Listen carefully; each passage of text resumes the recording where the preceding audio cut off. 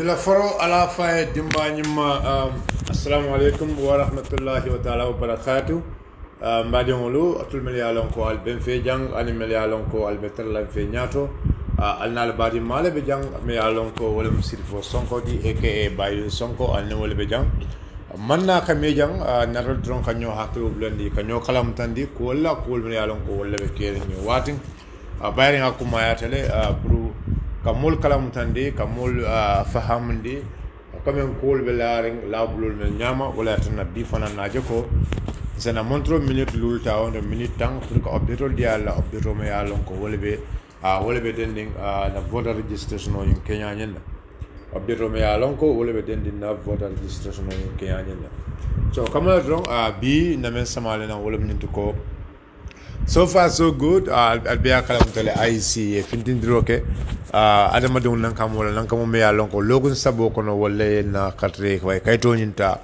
alhamdulillah albiya min molbe finti kan molbe kayto ta kan baran sa ndron ko men kana kamul la mande ne ka foko we are winning be win kan but yes still ka fa mole ko dron albesi aussi dron ala kata le finti ala kayto nyini momo yalon ko e masoro yakata e kayto nyini but there are other issues mel yalon ko the very important issues mel yalon ko lafta I mean pour now kur nyulta nali e kacha bayren diamula siata to nyalem anu momo kamen diam wala nyintu ko abe kamen fo wala nyintu ko be kelo la anu be kelo men na wala nyintu ko be pour UDP masakunda na nyame oto mbafla diam la ko albeya barka baba ke alla diamo kamala mon mel yalon ko wala ka informational different kamen ke bon dingra do ke sama dingra do mbafla fone ko ala baraka for always giving the information but it's very important also pour ka nyo haklo do le fanang bayang information lo kanale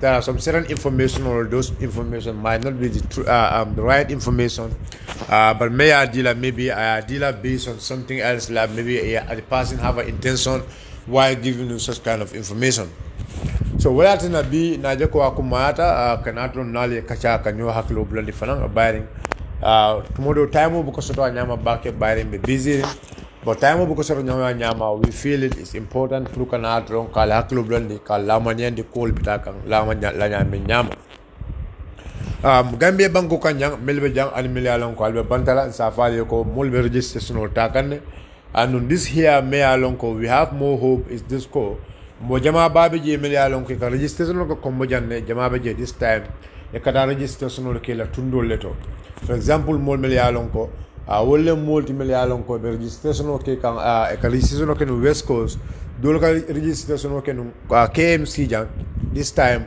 instead of KMC ebe registration on in keka muntole ebe registration on keka in their various regions like in Kiang Kol Jamabijang Melalon could stay in Birkama and other part of the country here in the urban areas Scientim Jamababije they're all going back to their various homes Garasoma and Kudang Banibu Base all over so many people Melalon ko ebe stay in Jang in the past normally registration on Kenum Kombajan they're going back to their various places kadaka registration in Takapige. So for that being the case, left dronka lamaniende model bajala let's say KMC la registration in amantara ka high bake mol samira non comme mol mantra ka finde KMC ka registration in no membe je wala nyintu ko many people in the past nung milalon ka registration no KMC jang jama babe je be registration o ke kan ela sate o leto West Coast fanan ela voter roll is getting low because of mo jama fanan be West Coast jang in the past election o ka registration o ke nung janne but this time imanta ka registration o ke jang ka registration o ke ela sate o leto so me lafla drum mole o la mone asoto ko molbe finti kan and inshallah we still want people to come out molbe yalon ko al mankarto soto ala kata ala karto soto is very important yakato da ma yata diwla yata kinna yata basela yata nyanya bang what is more important to make sure you secure a vote make sure yakata ye voters card soto this is one of the most important tool me alon ko ela right is a fight no through that left and wrong milyalon ko al kalamero ko milyalon ko al mantara ala kayto nyul je dolbe selarin ka fa ko ida mol mantra ka findi yes mol be findi kan but yes still même fula mole wala nyinto ko ala kata a meli alon ko al man carte kaso in soto al man voters card in soto ala make sure by all means ala soto janiba fula ko the process is going to be finished. Places like Brufut, alhamdulillah, I mean, I'm always thinking of Brufut, places like Sukuta. In fact, Sukuta naka extra, they send an emergency team in Sukuta, Prukajoko, Mulmile Alonko, Sukuta, a Mangri Sasson in Soto Basotla Nyami.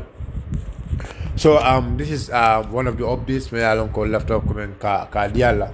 And we have less involvement of alcalos and the safos into the process also. Alcalo and the safo, this time around, they are not getting themselves much involved. Although we have some alcalos, they're getting involved. They don't learn from the lesson. But no kumata wala nyundo niba jibela the average number of the alcalo jama babaje e mantra ke dadundi voter registration no nyunto.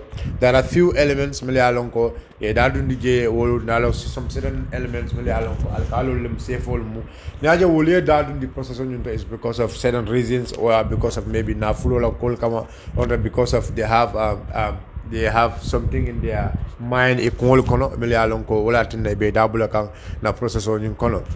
But again me alonko fana wala kumada bag fana lafta fana comment ko fana fumole wala nyuntu ko molmel yalon ko ka informational di anen ka di informational di molmel fana na pour al sal hakilo du bake because be prier lo kono prier me yalon ko ko do be je o fo wato man si ni afa sign e baje lo ko e kamodo leta e ka bulo fandile pour akana kana katre kayto nyini for example be informational so ka molmel yalon ko ba fo ka ko ha SIS la director Usman Sow and other people will let me do so the state house will come come ka fier jawol plan fier jawol me yalon ko e bol kala during election day lafta même for la diam la don ani mul me ka information di mola diam lalo arsal haklo molto me ka information diala and you have to understand ko modol be je me ko ka information diala wo mol sekeno multi me yalon ko ye useless to undermine you ye useless pour ka ta can mislead ye useless to use you against your own people nun ko ye useless to use you against your own people wala nyinti ko to they're only using you people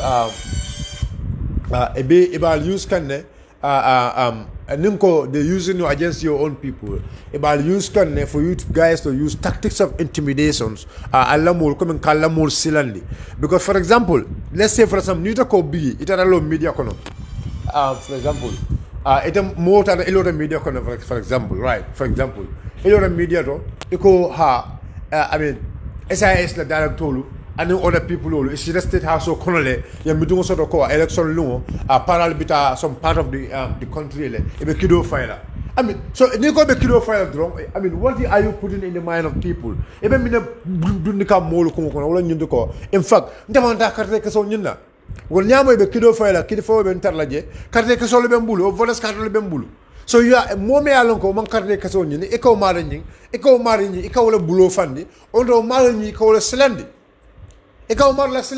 so what then this minko the one who is giving you the information is trying to put this in you so that because ajela ko itimu molti me yalon ni diamuta ila mol ke la moy ilale itala mol ke la moy ilale so be mine kala wala nyundu ko they will use some certain number of elements pour wole informational diala informational me yalon ko dia wrong informations because alamadu ko do be je ni a foy fon nyante silali mira look for example Osman Sow you'll be sitting at the State House of Kono to have such kind of meeting in the State House. No. When they want, look, let's use our brain. In fact, if you not for the State House, for example, look at this, let me not just reduce that to a lower level. Another, for example, Osman Sow you'll see the State House of Kono. Eko ha, me kidole fay, me paral le bulala. You know, carte fay lungo, yete kido fay pour fitno wuli. For example, ni fitno wuli ta banko kanyang. Come on, Osman Sow, a la family le. And those people, o para me alonko abo kela. That para nying me alonko abakela. For is that para not a Gambian? So wala tenang kafale ko alal hakilol tu. Mol mele alonko alka audio bula alal hakilol tu. Because minaketa alka audio mel bula alka audio nyulu at instead of kadadaro ke ikatinyaro leke because ika mole silandi e ke la mol la slandi mol mel ya lonko wolle be karta on nyini ite la mol be findi kan for example yes we have momo a UDP momo ya lonko is UDP sympathizer momo ya lonko ala flaka nyum masa kunda bondi as we are speaking e be karta ke son nyini kan they are all finding their votes e be karta ke son nyini kan so bar nyaata ite kada si mo ke da commande aka foy ko ha Ousmane Sowe mi dum ko jenne aka foy ko Karñole mi dum ko jenne ko ha karte faylu man si right now the message me yalon ko nyanta ka wala fo na mole wala nyunti ko na mole finti yete carte o nyini that is more important but ite wa vole mole ko alfinde da carte o nyini o mo kilo wala kene ka fo le ko alta carte o nyini na le carte o nyini carte faylu e be kido la fayla carte fay dulado let's use our brain. I'm very sorry, but Alimbe na haglo use bank. Let's use our brain. Bugo ale haglo dina wala kama purna mira.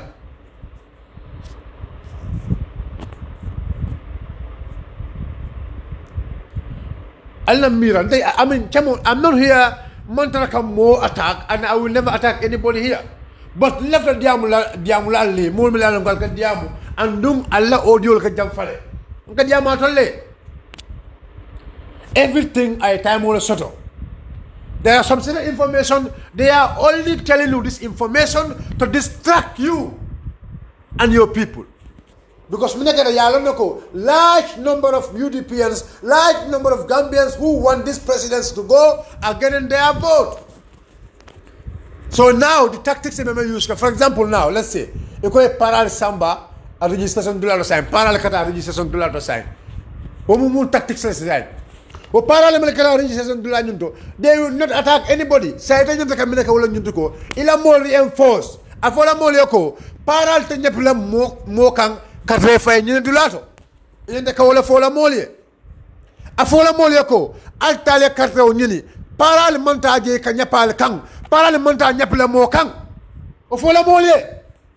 But ida mo fola mole e ka fola mole ko alta carton nyini but nali carton nyini carte fay lu e be kido la fay la carte fay dulato. What are you putting in the mind of your people? E ka mi la puti la mol ko kono. So we have to be very careful in giving information. Nyanta ka haklo du bake nimbe kuma kangol fola.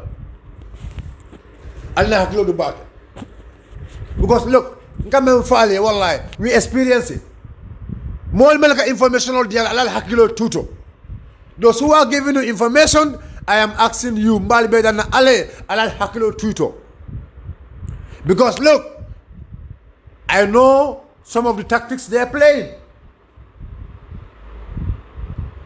Model Kafalekoha, illegal voting, there is Dulala Beje, Dulame Alongo, illegal voting Nebekeka, illegal, they are giving voters card illegally. Secret registration center, among Sato. There is no secret registration center in this country. Yes, there is no Amasoto. Because eka abuko dulani memfo. There is look, eka abuko la dulani memfo. Abuko school. There was a police station in Abuko school. Abuko la Karamodo police station fongola beje. There is a registration center beje. Diamond Yalo can be registered Kekanje and UDP have an agenda, UDP agenda so the that centering will move to opposite Batuaro Nyunto. Abuko Leto Risafo Nyat Lungula. Will move to gay. Molebe gay. There are people there. What do Diamond Yalo during Jembe time? A registration of Kenunjele. But among the illegal registrations, I see the Kaki. But the community there are people of APRC in those days. So IEC automatically they cannot just stop that place because that place will all registration centrality. So IEC for a more key of they must make sure they open it again. They should not close it because there are people living in that community. Living in a community. Mo level livre o community to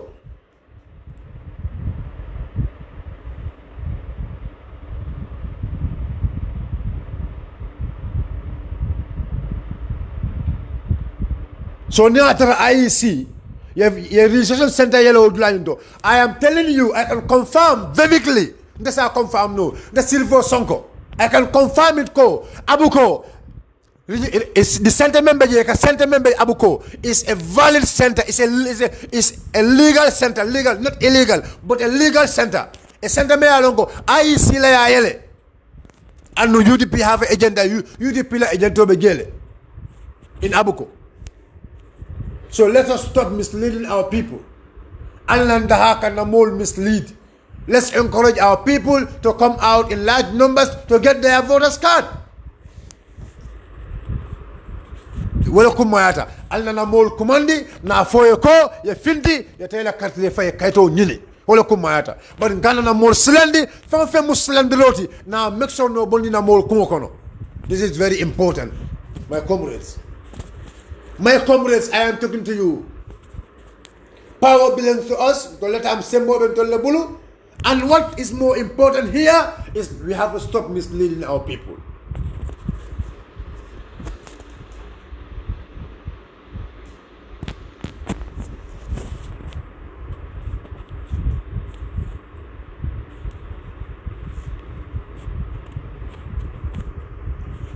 Breaking news, breaking news, breaking news. What kind of breaking news?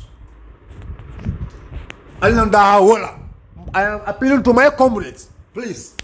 The situation I'm going right now, one of the key advocates, let's call on our people to go and look for the voters card. And then the mole commandi, na foyoko, alta katre fay kaito nyili, wala kumaya tajang. But breaking news. Look, let me tell you something. I just want Gambians to understand one thing. Let the Gambian go understand. In the city for Songo, I have gone to the entire Daudran for inside the new places. But Dauda there is a registration center. If a voters card on Gambia Banco Dulata Mansulo Diamond. For inside the men moved today. Comme tamita dulali mele move the sound jede but na man kawti the silver sonko nen singolo all the registration centers all today and the UDP is well represented in all these places. UDP be dulal betole we have agents in all these places and the agent told they are collecting information of any irregularities nyay menje Gambian Kolu ni momo ya lonko email a carte kaito nyini akate la carte kaito nyini in peace Cairo kono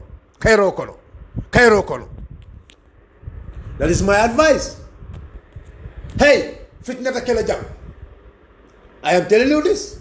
Fitna ta kela jam ila carte kaito nyini, you stand for your right. Ila carte kaito nyini and stand for your right. Ila carte kacho niya soto amabo ina kana tama because you cannot just have it now. I lost the yanyu kotanke. Yes, nila carte kacho filter right now. This mean ko ila kan wala filter e kan ila banku kan wala filter. So quand même famole dan wala ñu ko alanda ha to give information to people meli alon ko they are wrong informations. Dia mulalo ala hakilo to. It's not possible. Osman Sobe secret meeting so la ñaadi le discuss such kind of issues. Badumulu waka finti. I mean come on, let's use our brain. Aman soto. Zan kalo ko aman soto. Even after that, the way I don't look, I will not deny Osman Sonyo le meeting soto. But I will tell you one thing, Gambian Kolo. Fitino jang, nyembango kang is not going to work. Hey, ya jambe jamano jang, ya fitino siva le plan jang, but I'ma work no because Allah subhanahu wa ta'ala wale nyembango kanta. So momo ko be fitno wul lañu banko kanjang abe donc le ko wala kan ya jembe ka be fitno wul lañu banko kanjang andu minekata fitno ñu nadna donc ya jembe fo ko wala kan ya jembe le bi abe ko toro jine. So who else is going to create such kind of war in this country? Alin kana ñone alin kana misinformation di ñola. My fellow comrades, it's an appeal. I am only appealing to you. Mammo to me, but I can vividly say this. Gambian call Gadiama Tole, the Silver Sonkala Kanimfo. Ndako, Kumaka me ya long abe fokang, Kavoko Osman so Nyulko and Yunakala. It's not true. It's not true. And put this in record. I like a record. Hey, for Osman Sola Tower, Paral Milialon Baby down. Osman Sola more Paral Be Famatibang. For Osman Sola more Paral Be Bamatibang. Let's use our brain. Now Konyoko, you don't go yeah, for example, yeah, don't go all the way from Conakry. I mean, you look down the Bolinang, maybe Sniper Soul, you look Bolinang, Africa and other places. Ke Samanang, ke Banko Kang, Kafitno create Banko Kanjang. Nalio 4, Bafla, yes. But come paramilitary. Look, one thing I just want everybody to understand. Toyana, police or Dolbeje or paramilitary or Dolbeje, well, they will play their card. Wolu, ya men for a killer. But I can tell you 100% ko, many of the junior staffs, paramilitary didn't jama beje. Believe me, wallahi, I swear to Allah. Any day, left eye alekelo create in Banko Kanjang is that day will be a uniform will pakla and give it back to them and come and stand for the Gambian people. I know many of the PIU officers, na police or police or Malialongo, Lulung, ila kebal koyoko, left a kal kile, probably fit no create in Banko Kanjang, will Luolan ebe uniform urala, eba sendila, wallahi, in France and Kalno walala. And they will stand for the Gambian people. Ebe Loraka Gambian do take defend. I know that. Especially during election time. I know that. Well, I can swear. Wallah, azim. So, Bal Dana Menna. Ndekal Dana Menna. Alanda Haka wrote information of Dinamola. Alanda Haka Namur Slandi. There is not going to be any fitna in this country. Canada Kalanjim Banko Kanjang. Katrobe Faila, may win table declare as the winner of the election. There will be no fight, there will be no war in this country. Hey, I let do a job in Bangkok. Yeah, German Kido Striol Kanjang.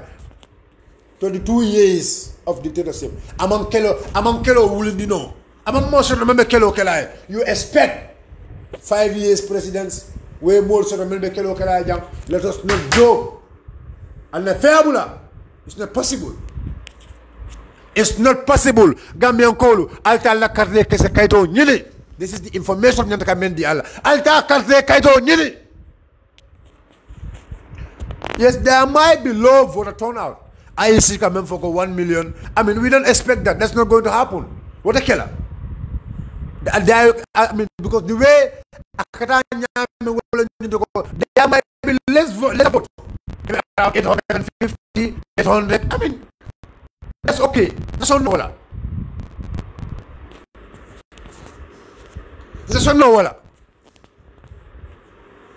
But the truth is,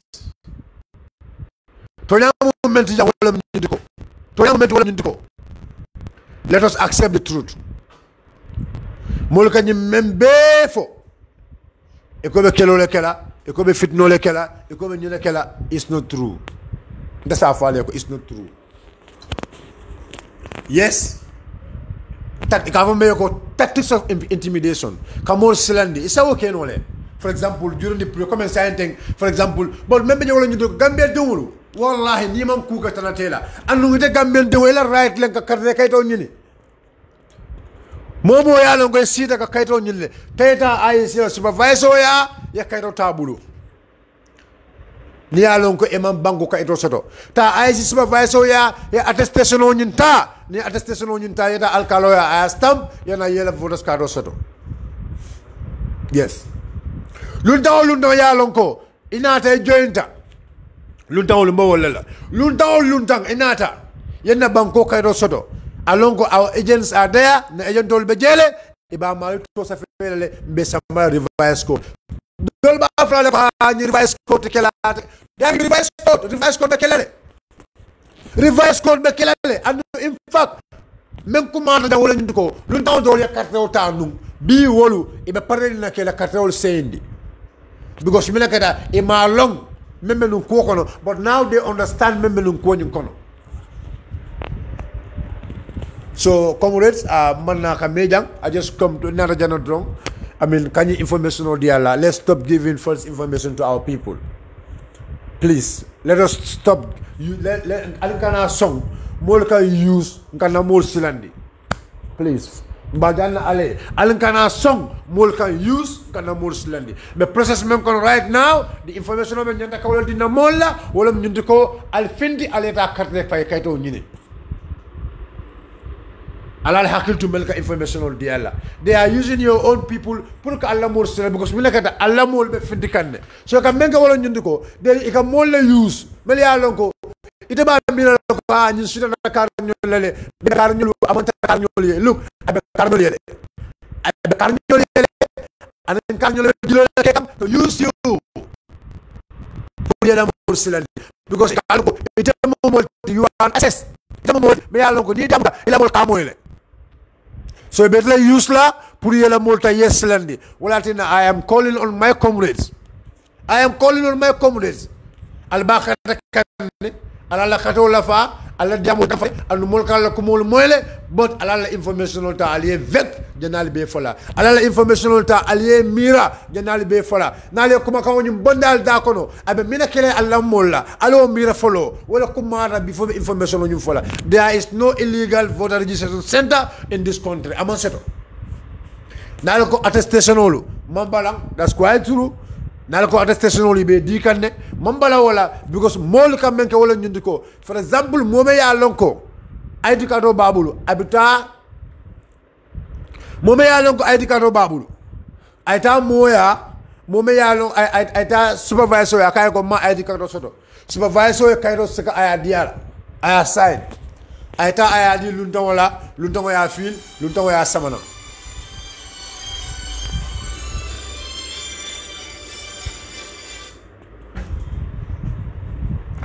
I am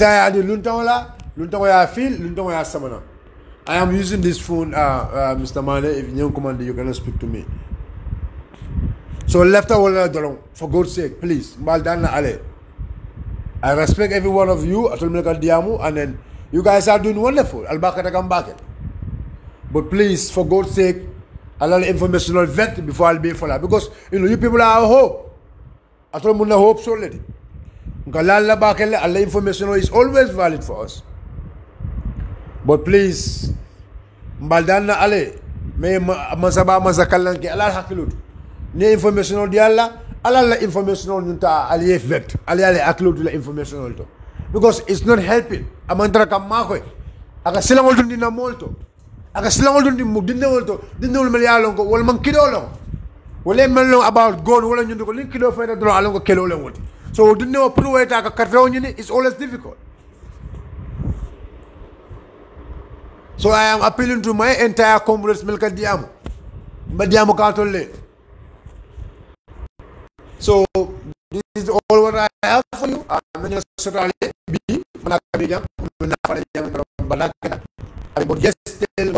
give you such update. I mean, thanks for your time. Thanks for all whatever you guys are doing. Everybody is doing amazing. The likes of Wally Junior, they always passing informations. Informational deacon water water. And they always try to verify. And we like verification. Let's try to verify. I mean, let's try to verify information before we follow because information is very powerful. Information information So let's please do our, I mean, bear kata drong, na kata bucket. Na information on yuta, ne long, na information on verify. I mean, it's going to, I've been marking a bucket, please. I've been marking a bucket. Ala baraka bucket, for your time. I'll program Alasia, and then if you, whoever can say it in WhatsApp audios, Alasia. Agent Tolu, Albekata Komena, Alake, Alalafa, you guys are doing good. Agent Tolu, you guys are all doing good. Our agents are doing great. Bafla Ala Barkabake for all the goodness you guys are doing. Hello. Yes? Baka, yes.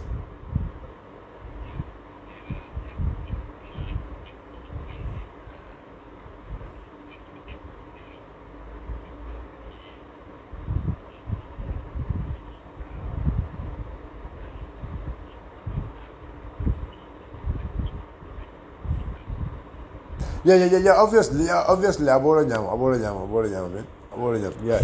Yeah.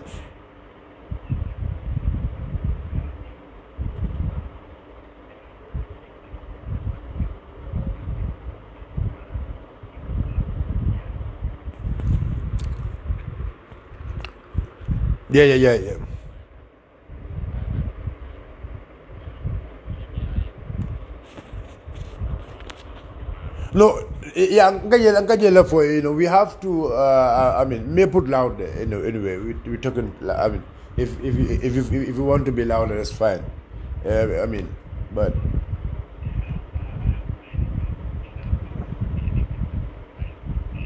yeah. Anyway, so okay, Mbowel. Coming. What I'm saying, I understand. I am somebody me alongo. I mean, because man left me now more for intelligent for jam, and then I don't want people to have doubt in me. And then I know some people will keep having doubt in you. That's natural, but I mean, a doubt in me is based on hatred or whatever. But if I don't know, for example, right? So, but this information is so disturbing. I am on the ground here, Debijanne. Is